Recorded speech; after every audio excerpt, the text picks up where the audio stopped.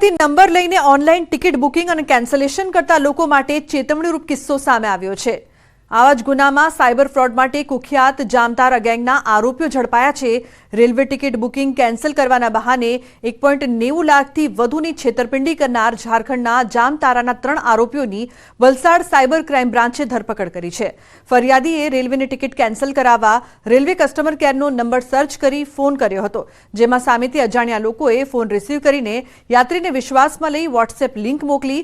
બાદમાં તેના ID password મેળવીને નેટ બેન્કિંગથી ફરિયાદીના ખાતામાંથી 3.20 લાખની 2 લોન ક્રેડિટ કરાવી અને 1.95 લાખ અન્ય ખાતામાં ટ્રાન્સફર પણ કરાવી લીધા। ફરિયાદના આધારે પોલીસે તપાસ કરતા આરોપીઓ જામતારા જિલ્લા જેલમાં કસ્ટડીમાં હોવાનું સામે આવ્યું, જેને ટ્રાન્સફર વોરંટથી ધરપકડ કરીને વલસાડમાં લાવવામાં આવ્યા। આરોપીની પૂછપરછમાં અન્ય ગુનાઓના ભેદ પણ ઉકેલાઈ શકે છે।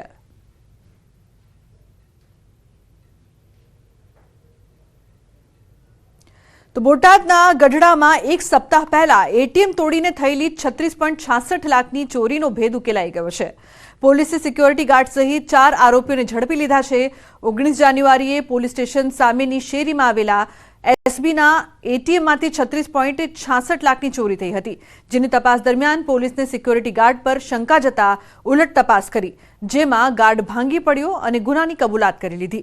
આરોપી આર્થિક સંકળામણના કારણે પોતાના ભાઈ અને મિત્રો સાથે મળીને ચોરીનો પ્લાન બનાવ્યો હોવાની કબૂલાત કરી।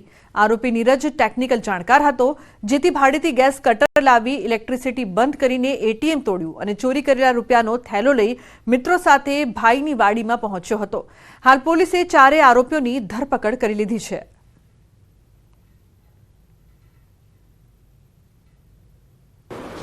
હ્યુમન સોર્સિસ અને ટેકનિકલ સોર્સિસના આધારે છેલ્લા 4 દિવસથી તપાસમાં લાગેલા હતા અને આજરોજ આ ગુનાની તપાસના કામે એ જ એટીએમ ગાર્ડ ઉપર એક નીરજ ઉર્ફે ભાણો અર્જણભાઈ ચાવડા, જે સિક્યુરિટી ગાર્ડ તરીકે નોકરી કરે છે, એને આ ગુનાને અંજામ આપેલો છે।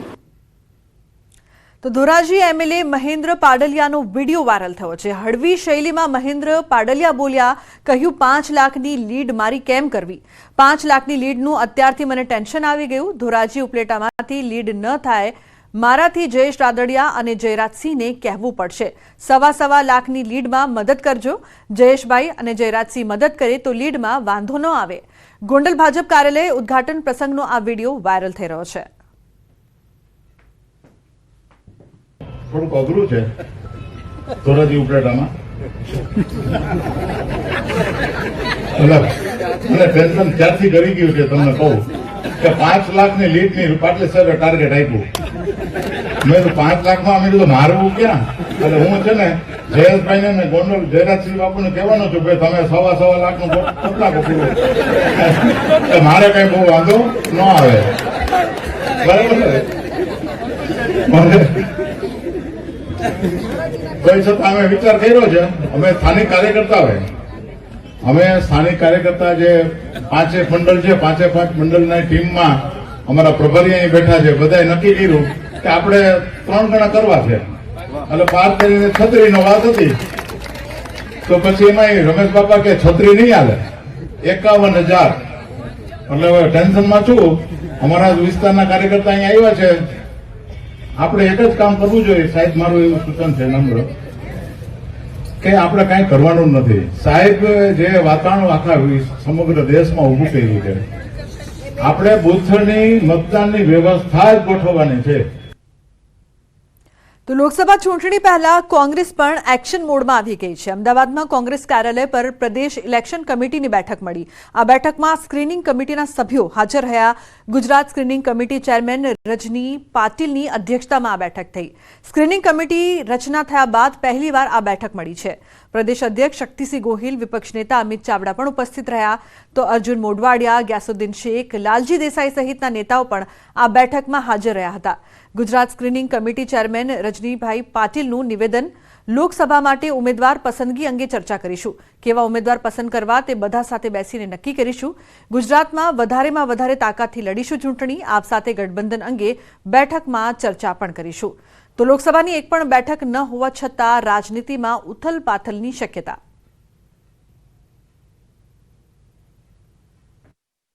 हमारी स्ट्रैटेजी यही रहेगी कि हम सबसे अधिक ताकत से चुनाव लड़े।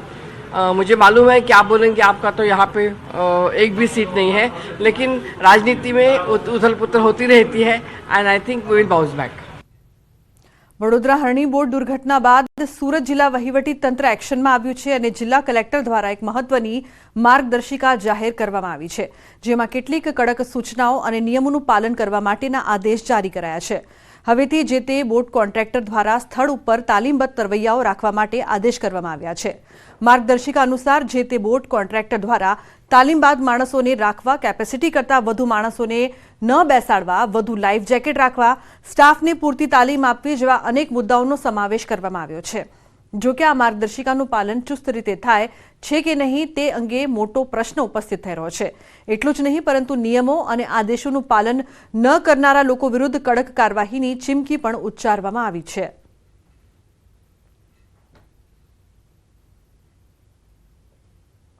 અને એના સાથોસાથો અમુક અહેવાલો દરેક વિભાગ પાસેથી અને દરેક સંસ્થા પાસેથી મંગાવવામાં આવેલા છે। એમાં આપણે પ્રથમ તો કુલ કેટલા વેસલ્સ અત્યારે કાર્યરત છે એની ગણતરી કરવામાં આવશે, એનું રજિસ્ટ્રેશન થયેલું છે કે નહીં એ ચકાસણી કરવામાં આવશે, એની યાંત્રિક ગુણવત્તાનું પ્રમાણપત્ર સંસ્થા દ્વારા રજૂ થયેલું છે કે નહીં એની ચકાસણી કરવામાં આવશે। એના બાદ એમને જે તરવૈયાઓ છે અને બોટના વેસલના ચાલક છે એમની તાલીમના સર્ટિફિકેશન વેરીફાઈ કરવામાં આવશે। ત્યારબાદ સેફ્ટી ઇક્વિપમેન્ટ નિયમો અનુસાર મૂકેલું છે કે નહીં, ફાયર અને ઇમરજન્સી સર્વિસીસ ડિપાર્ટમેન્ટની એનઓસી લીધેલી છે કે નહીં એ બધી ચકાસણી કરવામાં આવશે। વડોદરા હરણી ખાતે બનેલી બોટ અકસ્માતની ઘટના બાદ સુરત કલેક્ટર સફાળા જાગ્યા છે અને બોટને લઈને નિયમો નવા બનાવવામાં આવ્યા છે। ખાસ કરીને કલેક્ટર દ્વારા બોટિંગ માટેની માર્ગદર્શિકા જાહેર કરવામાં આવી છે। બોટિંગ કોન્ટ્રાક્ટ ધરાવતા વ્યક્તિઓએ તાલીમબંધ કર્મચારીઓ રાખવા માટેના આદેશ કર્યા છે। સાથે સાથે જે બોટ છે તેમાં જેટલા મુસાફરોની કેપેસિટી હોય તેના કરતાં વધુ મુસાફરો ન બેસાડવાની સૂચના આપવામાં આવી છે। અને સૌથી મહત્ત્વની વાત કરવામાં આવે તો જે બોટમાં બેસે છે તે લોકોને સેફ્ટી જેકેટ એટલે કે જેટલા વ્યક્તિ છે તેના કરતાં વધુ સેફ્ટી જેકેટ રાખવા માટેની સૂચના આપવામાં આવી છે। બોટ સંચાલક સાથે સંકળાયેલા કર્મચારીઓને જરૂરી તાલીમ આપવા માટેની માર્ગદર્શિકા જાહેર કરી છે। નિયમ અને નીતિ નિયમોનું પાલન કરવા માટે એની સૂચના આપવામાં આવી છે। એટલે કે બરોડા ખાતે બનેલી ઘટના સુરતમાં ના બને તેને લઈને માર્ગદર્શિકા જાહેર તો કરવામાં આવી છે, પણ જોવાનું એ રહ્યું કે ઘટના બાદ આ માર્ગદર્શિકા અથવા તો નિયમોનું કેટલું અને ક્યારે પાલન થશે। કેમેરામેન ભરત બ્રહ્મભટ્ટ સાથે કીર્તેશ પટેલ, ન્યૂઝ 18 ગુજરાતી, સુરત। તો ફરી એકવાર રાધનપુરની પીપળી ડિસ્ટ્રિક્ટ કેનાલ ઓવરફ્લો થઈ છે। ખેડૂતોના હિત માટે બનાવેલી કેનાલ કોની બેદરકારીના કારણે વારંવાર ઓવરફ્લો થાય છે તે પણ એક મોટો સવાલ છે। હાલ આ કેનાલ ઓવરફ્લો થતાં 15 વીઘા વિસ્તારમાં પાણી ફરી વળ્યું છે, જેના પગલે ખેડૂતોને મોટા પ્રમાણમાં નુકસાન થયું છે। ખેડૂતોના મતે અધિકારીઓની બેદરકારીના કારણે વારંવાર આ નુકસાન તેઓને વેઠવું પડે છે, માટે વહેલી તકે આ પ્રશ્નનો ઉકેલ આવે તેવી ખેડૂતો માંગ કરી રહ્યા છે। અમદાવાદથી પિંપળી ડિસ્ટ્રિક્ટ તરફ જતી કેનાલ ઓવરફ્લો થવાથી ઘઉં, રાયડા અને મકાઈ ને રજકો અને ઊભા પાકને ખૂબ નુકસાન થયું છે અને ઓવરફ્લો થવાથી ખૂબ ઘરે ચારો કરા પાણી ફરી વળ્યા છે। રાતના 3 વાગે ઓવરફ્લો કેનાલ થતાં અમારા ખેતરોમાં પાણી ભરાઈ ગયું છે, તો અમારે આનું નુકસાન કેના જોડેથી લેવું? ત્યાં પાણી છોડનારા કનેથી લેવું કે કોન્ટ્રાક્ટર કનેથી લેવું કે આગળ પાણી જાય એના કનેથી? કેનાલ ચાલે એનો અમને કાંઈ વાંધો નથી, પણ માપની છોડે તો સારું। અમારા ખેતરોમાં બહુ નુકસાન થયું છે। ખંભાળિયામાં આવેલી ઘી નદીના સફાઈ કામગીરી અંગે ન્યૂઝ 18ના અહેવાલ બાદ તંત્ર સફાળું જાગ્યું। ખંભાળિયામાં આવેલી ઘી નદીમાં જળકુંભીના સામ્રાજ્ય તેમજ ગટરના ગંદા પાણીથી નદીનું પાણી પ્રદૂષિત થઈ રહ્યું છે, જેથી ઘી નદીમાં ઉગી નીકળેલ જળકુંભીના કાયમી નિકાલ માટે પાલિકા દ્વારા સરકારમાં રજૂઆત કરવામાં આવી હતી, જેથી સરકાર દ્વારા ગંદકીનો નિકાલ કરવા માટે 28.60 કરોડ ફાળવ્યા છે।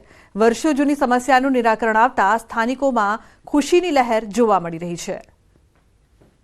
ઘણા લાંબા સમયથી ગંદકીને કારણે આ નદીમાં ગાંડીવેલનું સામ્રાજ્ય દર વર્ષે જોવા મળી રહ્યું છે। આ બંને જગ્યાએ 28.60 કરોડ રૂપિયાના ખર્ચે સરસ મજાના પાઇપ દ્વારા નિકાલ, કેનાલ દ્વારા નિકાલ, પમ્પિંગ સ્ટેશન અને ગંદકીનું પાણી નદીની બહાર દૂર પડે એવી સરસ વ્યવસ્થા કરવામાં આવી છે। રાજ્ય સરકાર દ્વારા જામખંભાળિયાની નદીઓમાં ભળતું પ્રદૂષિત પાણીને અટકાવવા 28.60 કરોડની ગ્રાન્ટ નગરપાલિકાને ફાળવવામાં આવતા આનંદની લાગણી સાથે આભાર વ્યક્ત કરીએ છીએ. તો સાંતલપુર હાઈવે પાસેની રોડની કામગીરીમાં ગેરરીતિ થઈ હોવાનું સામે આવ્યું છે. સાંતલપુર હાઈવે બ્રિજ નજીક બનતા સર્વિસ રોડની કામગીરીમાં ધૂળ પર જ ડામર પાથરી દેવામાં આવી હતી, જેનો જાગૃત નાગરિકે વિડીયો બનાવીને સોશિયલ મીડિયામાં શેર કર્યો હતો. સાંતલપુર રોડની કામગીરી NHAI દ્વારા કરવામાં આવી રહી છે.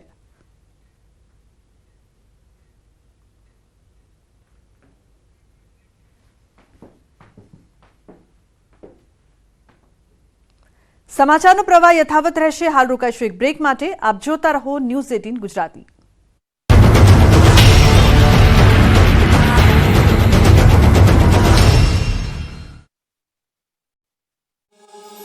અને ખેડૂત નિકાસકારો જોડાયા.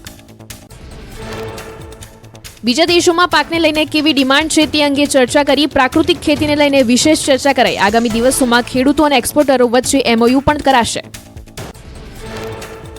અમદાવાદના કણભા એએસઆઈને ગાર્ડ ઓફ ઓનર આપીને અંતિમ વિદાય અપાઈ. બુટલેગરના હુમલામાં થયું હતું મોત. બુટલેગરે ગાડીને મારી હતી ટક્કર. અમદાવાદમાં બુટલેગરોએ ભાવડા પાટિયા પાસે પોલીસ પર કર્યો હુમલો. કણભામાં દેશી દારૂ ભરેલી ગાડીથી પોલીસની ગાડીને મારી હતી ટક્કર. ઘટનામાં કણભાના એએસઆઈનું મોત, એકને થઈ હતી ઈજા. પોલીસે બુટલેગરો સામે હત્યાની કલમ હેઠળ ગુનો નોંધ્યો. દેશી દારૂ ભરેલી ગાડી ખેડા તરફથી આવતી હોવાનું ખુલ્યું. પોલીસને ગાડીમાંથી 14,000 રૂપિયાનો દેશી દારૂ મળ્યો. પોલીસની વાનને ટક્કર મારી 2 આરોપીઓ થયા ફરાર. મહેસાણાના ખેરાલુમાં રામયાત્રામાં પથ્થરમારાના કેસમાં લેવાયા પગલાં. ખેરાલુ પીઆઈ સિદ્ધાર્થ શ્રીપાલની સાંથલે CPI તરીકે કરાઈ બદલી. પથ્થરમારામાં 150ના ટોળામાંથી 32ના નામજોગ ફરિયાદ દાખલ કરાઈ. રામયાત્રામાં પથ્થરમારાના પકડાયેલા 15 પૈકી 2 કાયદાના સંઘર્ષમાં આવેલા સગીર હોવાનું સામે આવ્યું. 13 આરોપીઓને કોર્ટે 26 જાન્યુઆરી સુધી રિમાન્ડ મંજૂર કર્યા. હુમલામાં વપરાયેલા હથિયારો ક્યાંથી આવ્યા તે દિશામાં તપાસ શરૂ કરાઈ. વડોદરામાં રામયાત્રામાં પથ્થરમારાના કેસમાં ધરપકડ. પોલીસે 13 તોફાની તત્વોની ધરપકડ કરી.